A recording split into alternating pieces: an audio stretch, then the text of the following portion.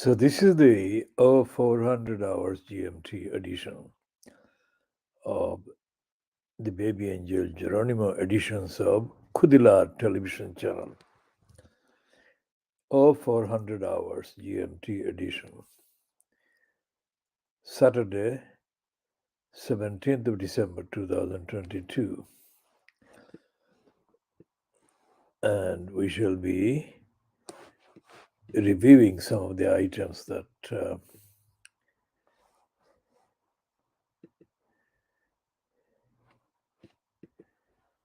have been in the stream before.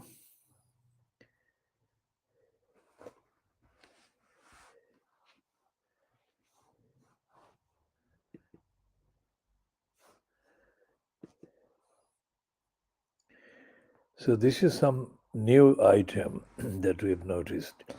Shamima Begum podcast to launch on BBC Sounds. The series seeks to separate fact from fiction as it explores who is Shamima Begum, how did she get to Syria, and what did she do when she got there. It's published on the 15th of December, 5 p.m., that is 1700 GMT. So this will be something that they will be doing. Why are they doing that? Are they referring to any of the things that we have been saying about how she has been betrayed and she has been let down and she has been trafficked and so on? So this is interesting as a factual reference. So we shall be keeping an eye on this, and we shall do an update when we have been able to listen to the item factually. We have nothing to do with them, but we know that our broadcasts have been exclusive, world exclusive, unique, and we have been saying that Shamima Begum has been let down by the local Tower Hamlets Council, and she has been lied against by Sajid Javid, then she has been betrayed by the corrupt and racist judiciary in the UK.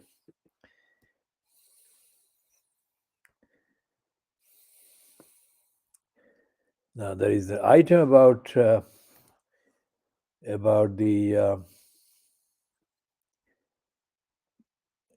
aquarium in Berlin in Germany that exploded. According to the Reuters report, the explosion caused 1,500 fishes to be killed. Now that is cruelty, and that should never have happened. Not only that the fish should not have been killed, but the fish should never have been kept in an aquarium like that. And that aquarium should not have been allowed to be built. And similar so-called exotic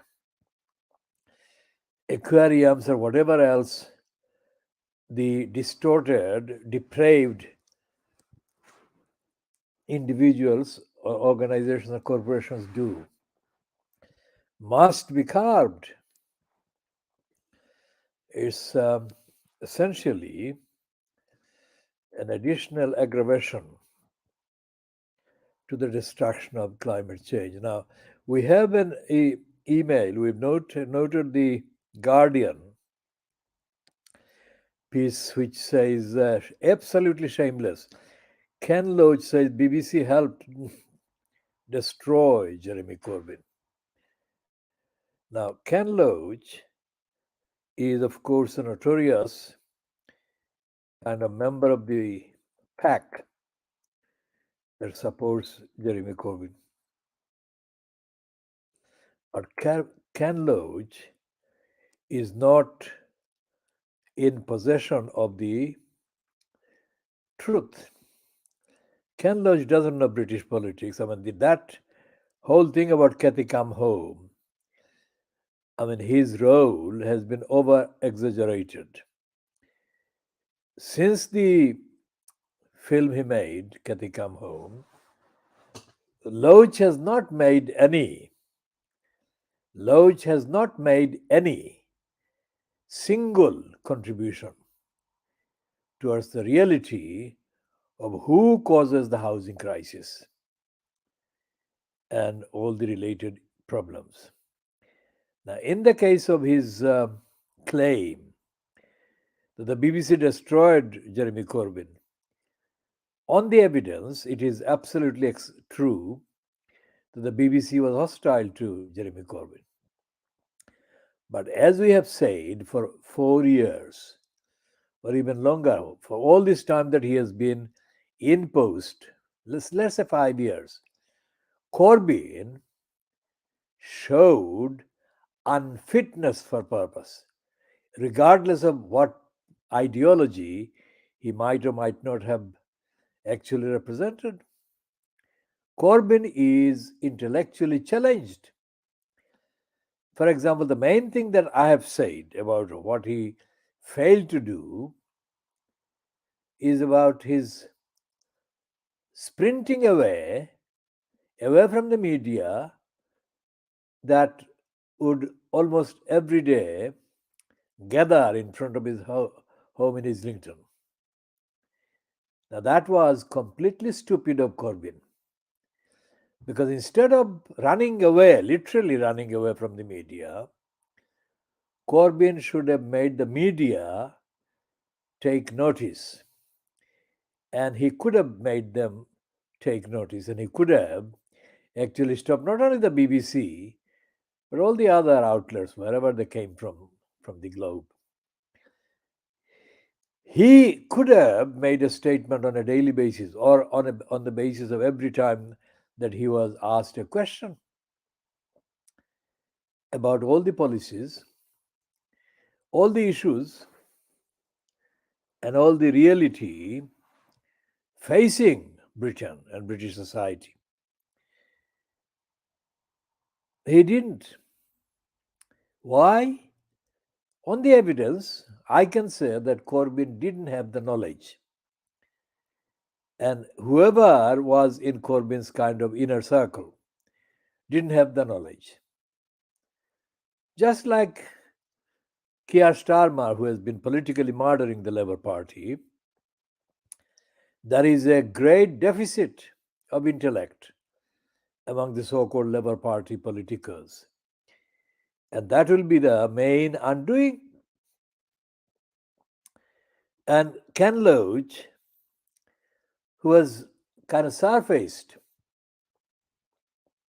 from time to time making trendy comments, is irresponsible because he himself is not in possession of the true facts about Britain, what is going on in Britain in terms of the state, in terms of parliament, in terms of the judiciary. And Ken Loach is one of the fake socialists. He doesn't talk about the real scandal of the judiciary. He doesn't really talk about the police. He doesn't most certainly talk about racism, imperialism. And the Guardian is responsible to give Ken Loach that kind of platform without giving the factual evidence-based information to put Ken Loach's idiocy in perspective. So the newspapers are not really helping, are they? Now, Steve Richards on the Sky News press preview broadcast on Friday night, so-called preview for the papers, Fleet Street papers of Saturday the 17th of December 2022. Steve Richards appeared, well, remotely, of course, along with Salma Shah. We'll talk about Salma Shah a bit later. Salma Shah is the one that was literally kicked out of Downing Street by Dominic Cummings' order. And Salma Shah As far as I know, apart from receiving the money, the compensation, whatever, Salman Shah has not really diagnosed the corrupt comings and the corrupt kind of network that Cummings operated at that time. So she's being there, being given a spot by the Sky News for variety, for diversity, but not really for substance. Now, Steve Richards made a point about the royal family in relation to the papers, in relation to the picture of the woman Hasi with Ngozi Fulani. Apparently, Ngozi Fulani was invited to the palace, and where Suzanne Hasip apologized to her. So there is a picture, of course, that the Salman Shah and Gillian Joseph both said that it was a nice picture. That was flippant to the point of idiocy. But Steve Richards' point I'm going to refer to, he said that he doesn't even know what the lady in waiting is supposed to be about. That is an absolutely very telling point, although he made it in short, but that is a telling point. These are absurdities, lady in waiting and whatever. And the whole thing should be scrapped, the whole monarchy. The other thing is that even Saturday's Daily Express is saying that although he is hurt, King Brian, they don't call him King Brian, they call him Charles, of course. Brian is not going to antagonize Harry, his son. Now, they're showing that as another item of evidence of Harry being kindly treated even by King Brian, whom he has been attacking. Now, just before Gillian Joseph did the press preview with Steve Richards and Salman Shah, there was this presenter, Jonathan something. He's a white presenter on Sky News. Jonathan something, who was talking to a black woman, African origin woman, a supporter of Ngozi Fulani, and a historian woman, a white woman historian, royal historian. And this Jonathan somehow twisted the whole of the role that Meghan and Harry are playing. And he said that while the royal family, that is King Brian and others, were being conciliatory, Meghan and Harry were doing the opposite. Now, the historian woman, the white woman, to her credit, said that these are not two comparable things. And the black woman who appeared said that she didn't know enough about the Meghan and Harry thing to comment. Now, both of them just about saved their skins. But this Jonathan is an absolute racist cunt. Shit. Why does Sky News have shits like him presenting so-called news?